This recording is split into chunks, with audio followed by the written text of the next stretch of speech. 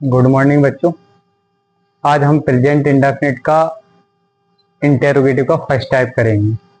ठीक है, आज प्रेजेंट इंडेफिनिट का पर कल नेगेटिव करा दिया था।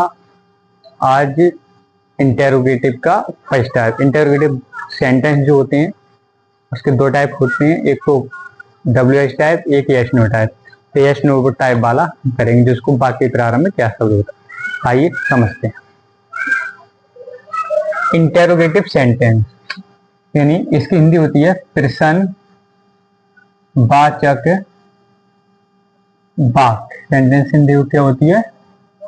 वाक्य यानी क्वेश्चन फ्रॉम। क्या होता है? Question from. फर्स्ट टाइप है क्या से प्रारंभ होने वाला वाक्य, यानी वाक्य के शुरू में जो दे रखा होगा वो क्या शब्द दे रखा होगा। देखते हैं, अगर हिंदी वाक्यों के प्रारंभ में क्या शब्द आए। कौन सा शब्द आए? क्या। अब देख लेते कि हिंदी वाक्यों के प्रारंभ में क्या शब्द है ना। देखो क्या शब्द आ गया, क्या शब्द आ रहा है, ये भी क्या शब्द आ गया, क्या शब्द।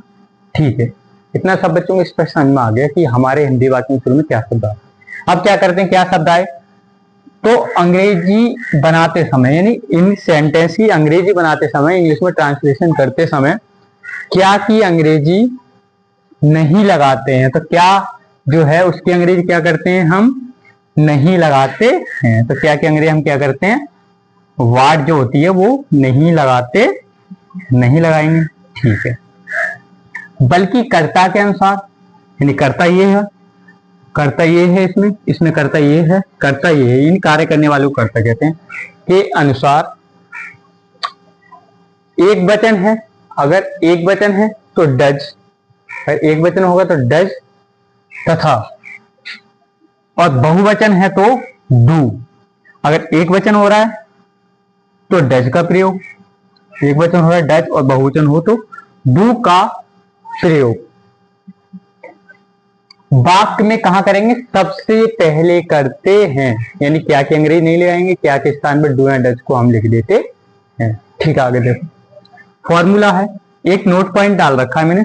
क्वेश्चन फ्रॉम यानी प्रश्नवाचक वाक्यों में प्रश्नवाचक चिन्ह आवश्यक लगाते हैं, यानी जिनके अंत में जो है क्वेश्चन फ्रॉम वाक्यों के अंत में, यानी वाक्यों के अंत में यानी प्रश्नवाचक चिन्ह आवश्यक लगाते हैं, चाहे हिंदी का हो या इंग्लिश का। फॉर्मूला दे रखा है, डू लगाओगे या डज, फिर सब्जेक्ट लगाना, फिर वर्ब लगाना, फिर ऑब्जेक्ट, फिर क्वेश्चन। बात समझ लेते हैं। क्या तुम अब सोते हो, क्या तुम अब सोते हो। अब देखो क्या शब्द आ गया, क्या की अंग्रेजी नहीं लगाएंगे। अब ये देखते हैं बहुवचन एक वचन, ये है बहुवचन तो शुरू में लिख देना है डू। बहुवचन के लिए क्या है, ये कहा बहुवचन होगा तो क्या लगाएंगे, डू। डू फिर क्या लगाएंगे, ये नहीं लगेगा, सब्जेक्ट, सब्जेक्ट हो गया यू। फिर वर्ब, नानी ने कहा मैं सोना में, स्लीप, और अब की अंग्रेजी क्या होती है, नो, यानी do you sleep now. No में अब, नाउ। ठीक है बेटा, सेकंड, और अंत में प्रश्नवाचक चिन्ह नाउ। दूसरा, क्या चपरासी घंटी बजाता है, एक वचन है इसलिए डज आ गया, सब्जेक्ट चपरासी द पियोन आ गया। अब फिर नानी ने पे जाओ, बजाना, बजाने अंग्रेजी रिंग, घंटी की बेल। ठीक है, अब फिर ये समझते हैं, क्या तुम विद्यालय जाते हो, किसी को क्या तुम विद्यालय जाते हो, do you go to school. तो इससे बोलेंगे, देखो तुम आ गया बहुवचन है, डू लगा दो, तुम की अंग्रेजी यू, जान आई, और विद्यालय स्थान हमेशा लास्ट में पहुंच जाएगा, और ये क्रिया जो है मेन वर्ब पहले।